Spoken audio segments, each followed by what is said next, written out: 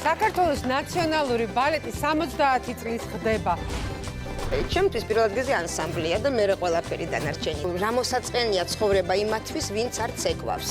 რა თქმა უნდა, გვეშინია კიდეც. შემომართვა კიდევაც. ბეჭდიან ხელებს ვიყმენები.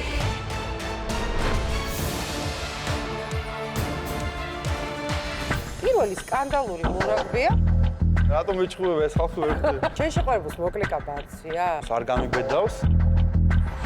15 კილოგრამი ხორცით დაწყებული ბიზნესი დანის შაურმა.